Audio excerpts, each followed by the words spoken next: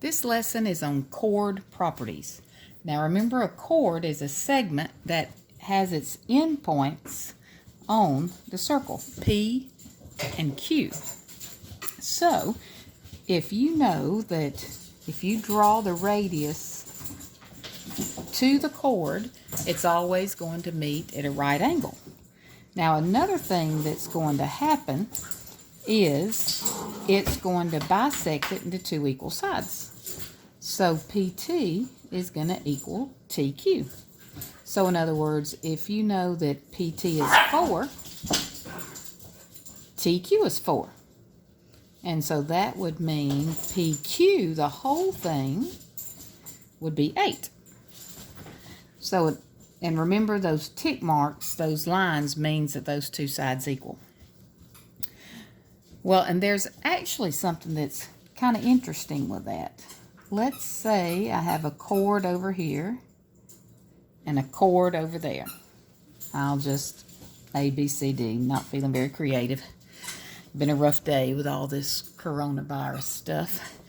And let's say that they equal. Well, if I draw a chord or a segment from the center to that chord, remember it divides it in half. Well, if I do it to this side, it also equals.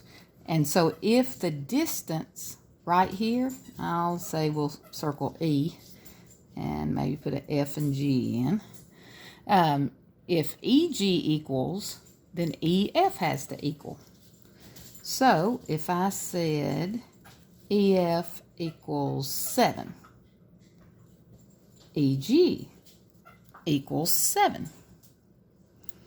And then I say BG equals 6. Well, first of all, what's AG? Well, if BG is 6, then remember they equal, so AG is 6. Well, remember the new property. If those distances equal, the chords equal. So that means if each of those are 6, each of those, DF and FC, those are also 6. And it works the other way. Like you could say AB equals DC. And then you could say EG equals 11. Find EF. Well, if the chords equal, remember the segments equal from the center to the chord. So if EG is 11, EF is, you got it, 11. Now, one more thing with chords is I know you've probably kind of noticed, especially with this one. Let me draw one right here. We'll use W, X, Y, and Z. Now, remember you do know those equal. And, of course, that's a right angle. Notice how if you were to draw one of the radii, technically as Southerners, I just like, and it sounds better to say radiuses, but I know that is not right since it ends in US and it's a Latin-based word. The plural form of radius is actually radii. So notice how if I draw this radius, it makes a right triangle. And of course, all of the radii would have to be the same thing. And you might be like, okay, where are you going with this? Well, right angle, triangle, guess what we're going to do? Pythagorean theorem to find pieces. Because let's say YZ is 3. ZX is 4. Let's find the hypotenuse, or find the radius. Because remember, the hypotenuse is always opposite the right angle. So we have 3 squared plus 4 squared equals x squared. 3 squared's 9, 4 squared 16. So 9 and 16, 25. And for those that are familiar with your triples, you knew all along that it was going to be 5. Now I'll take time to show you this real quick. Remember your common, they're called Pythagorean triples because anytime you do the Pythagorean theorem with them, they're always even. The ACT loves to use them. The most common is 3, 4, 5, where of course the longest one's always the hypotenuse. 5, 12, 13 is another one. 8, 15, 17 is another one. And any multiples of those. Well, anyway, back to this.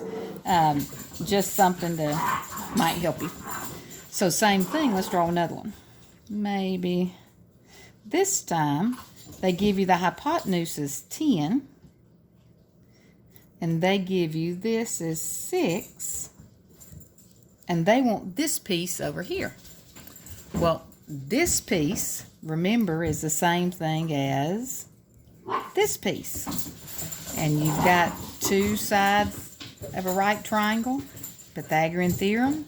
And remember, the hypotenuse, or the 10 squared, has to be by itself. So x squared plus 36 equals 100. Bring the 36 over, 64. Square root of 64, 8. So x is 8. So just remember the 2 pieces, the chord always cuts, or this segment always cuts the chord in half. A right angle, so you can do Pythagorean theorem.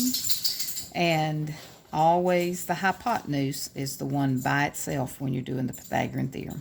If you get an uneven number or not a perfect square, like let's say 6 square root of 2, you can just leave it.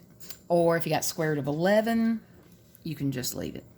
But 6, 8, 10 is actually a 3, 4, 5, but all the sides are times 2. So that's why I use that one.